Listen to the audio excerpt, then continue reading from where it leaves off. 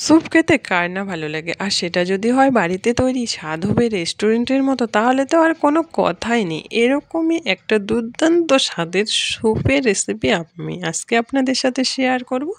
আশা করি ভালো লাগবে। পুরো ভিডিওটা দেখে এই স্যুপটা একবার হলেও বাড়িতে ট্রাই করবেন।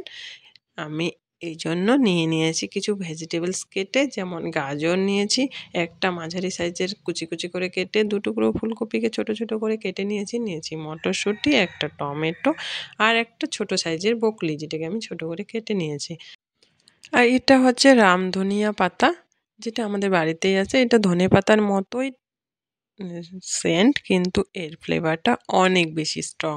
আর নিয়েছি রসুন কুচি ও আদা কুচি। আর যেহেতু আমি স্যুপটাতে চিকেন ব্যবহার করব, তার জন্য নিয়েছি কয়েকটা চিকেন পিস, যেটাতে হাড়ের পরিমাণই বেশি।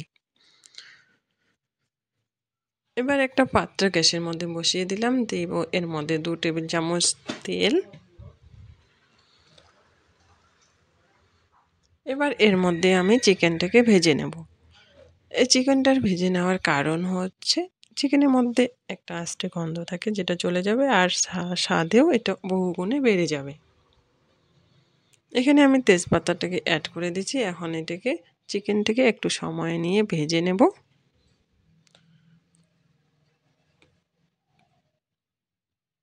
চিকেনটা ভেজে নেওয়া হয়ে গেছে।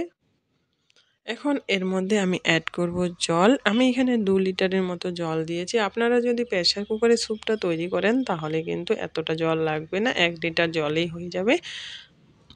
আমি যেহেতু এটা খোলা পাত্রে রান্না করতেছি, তার জন্য আমি 2 লিটারের মতো জল দিছি। আর দিয়ে দিলাম এখানে লবণ, দিয়ে এখন ঢেকে চিকেনটাকে সেদ্ধ করা পর্যন্ত ওয়েট করব।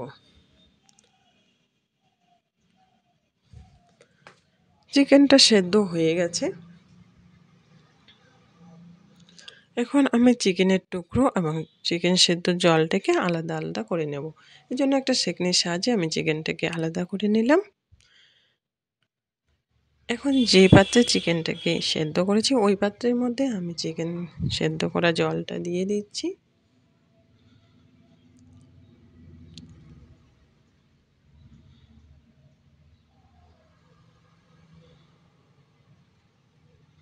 এর মধ্যে সব ভেজিটেবলসগুলো আমি দিয়ে দেব।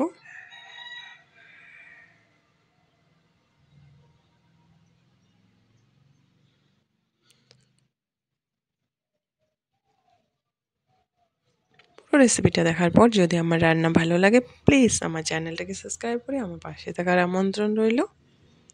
এখন হাই হিটে এটাকে কিছুক্ষণ ফুটতে দেব।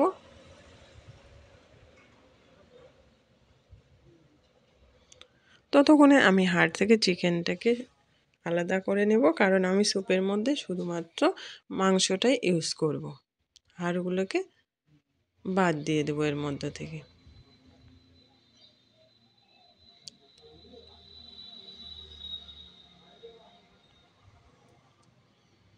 এই চিকেনটা এখন আমি স্যুপের মধ্যে অ্যাড করে দেব।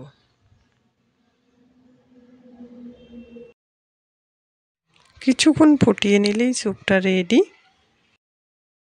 কিন্তু এটাকে আমি একটু রেস্টুরেন্ট স্টাইলে বানাবো, এজন্য আমি এখানে 2 টেবিল চামচ কর্নফ্লাওয়ার একটু ঠান্ডা জলে গুলে এর মধ্যে অ্যাড করে দেবো। তাহলে এর গ্রেভিটা একেবারে কেনা স্যুপের মতো হবে।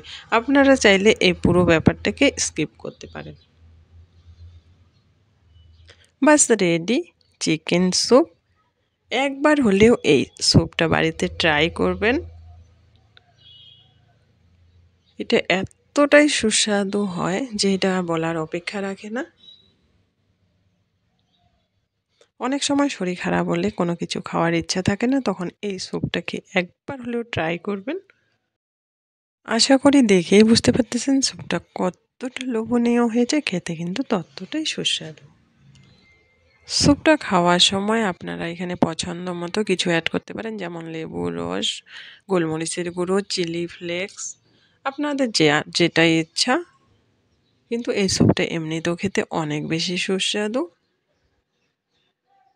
এতক্ষণ সঙ্গে থাকার জন্য অসংখ্য ধন্যবাদ। দেখা হবে অন্য কোনো রেসিপিতে, ততক্ষণের জন্য ভালো থাকবেন।